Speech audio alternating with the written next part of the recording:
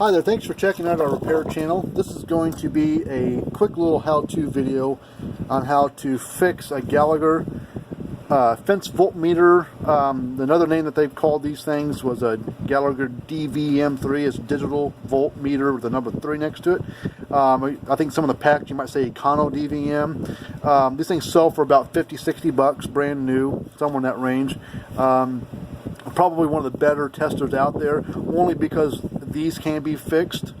All the other brands of fence testers, no matter what brand that it is, Speedrite, Stay Fixed, Paramax, Zariba, Power Wizard, or the 5-light tester, any of that stuff, some of the things are cheaper, but they don't, if they break, you got to throw them away and buy a new one. These ones can actually be repaired.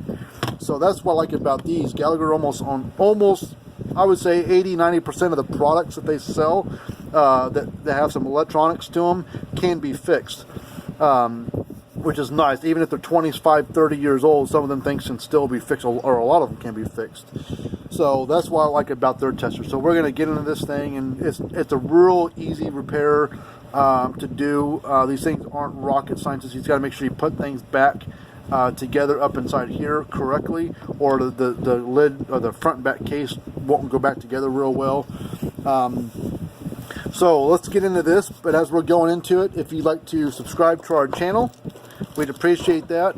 If you'd like to hit the thumbs up button, if you like the video, we'd appreciate that as well.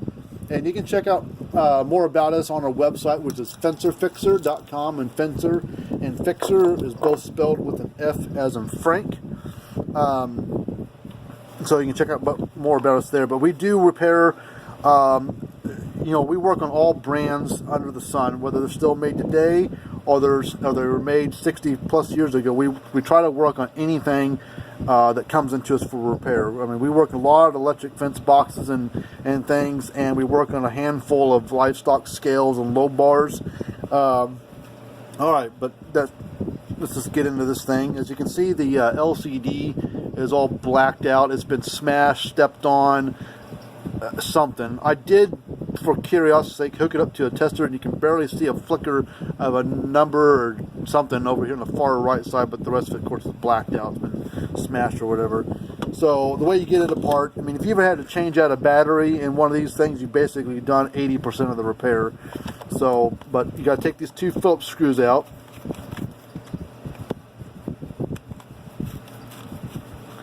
And one thing about these testers, well, any tester really, you want to keep these protected from the weather. They are not sealed. There's no gasket in them. It's just an overlapping front and back case, basically. And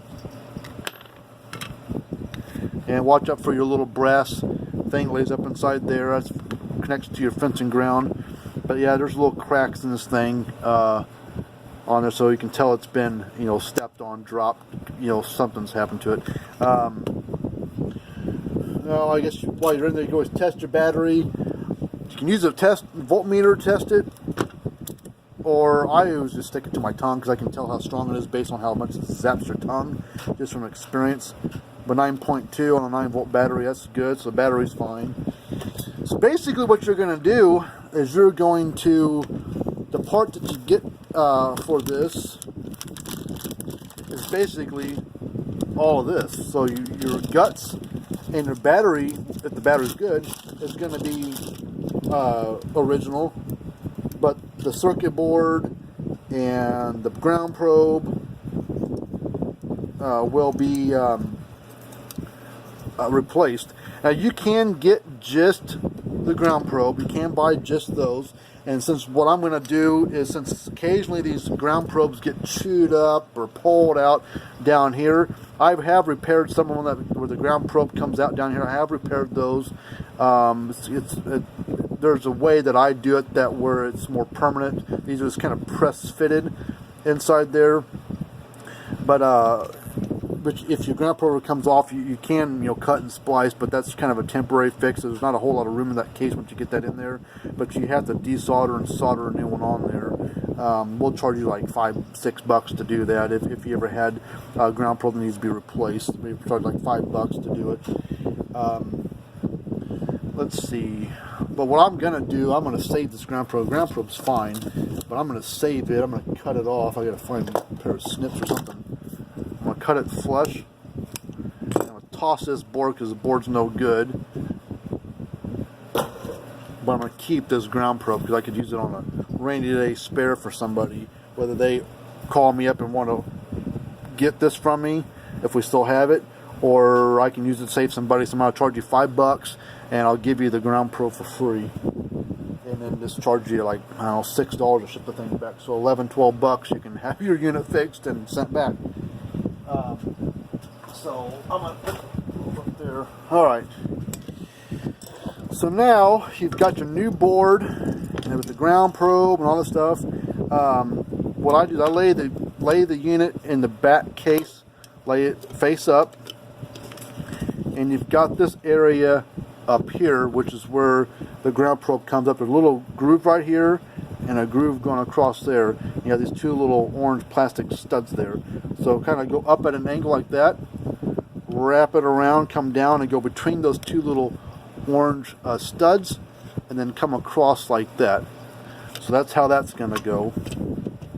And then your ground probe, make sure this thing's still sitting in there good.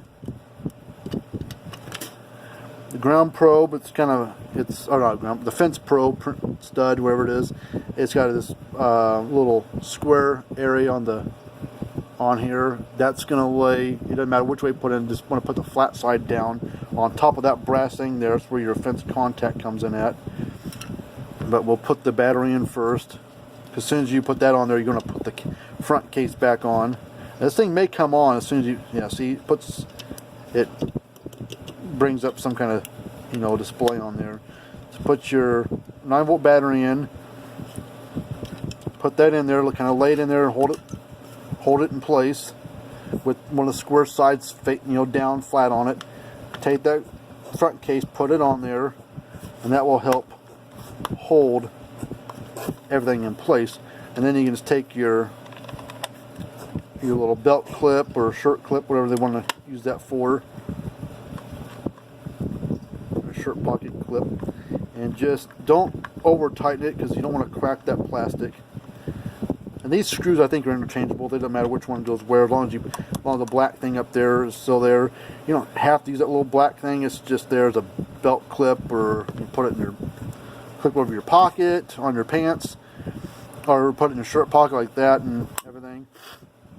But that's basically how you're going to fix one. And you'll see it didn't take, if I hadn't explained how to do it, this would take me like 2-3 minutes to do. But we'll find a unit here that's working, and we'll show you that that it's testing right. So give me just a second. All right, you got a old style Gallagher M800 here. Besides about these testers as well, they work really good with a lot of different brands of energizers. They read most things very, very accurately. Probably more accurate than some of the brand name, say if it's a Power Mac unit with a Power Mac tester, this Gallagher tester will probably read it more accurately than its own tester was. And Gallagher makes this tester. A lot of brands, some brands make their own, but a lot of them have them made in China, and then they just slap their sticker on there. And that's probably why they don't make any parts for them, because it probably costs just as much for parts as it is for the tester itself, if they sold parts. So, let's put the ground probe on the green. Hot pot there. You can see we're hitting 6.2, 6,000, right around 6,000 volts. So now you can see it's working like it's supposed to. So now you just wrap it up. Put your little ground probe in there, and it's done. So, but that's just if you need to know how to change a battery in one, that's basically what you'll do. Or if you need one repaired, send it to us. But like you can see, it's not very hard to do. Anybody really can do it. They just take a little time, watch this video, or whatever. But if that ground probe pops off, even if it breaks right here, you can desolder and pull that small section out. Your ground probe may be that much shorter, But at least you still got a ground probe, you can reuse your old one. That's usually, unless the ground probe pulls out down here somewhere out of the black plastic area, you can usually reuse, you know, majority of the ground probe wire and reinstall it, and you're good to go. You got to do some soldering and stuff. Just don't do a crappy job. Make sure it's a good, clean solder joint and everything. But hopefully this helps you out. You know, check us out online at the website fencerfixer.com. And then also, you know, subscribe to our channel, hit the thumbs up button, all that fun jazz. But, you know, until we do another video of how to fix something, how one works, how to test something, we will see you guys later.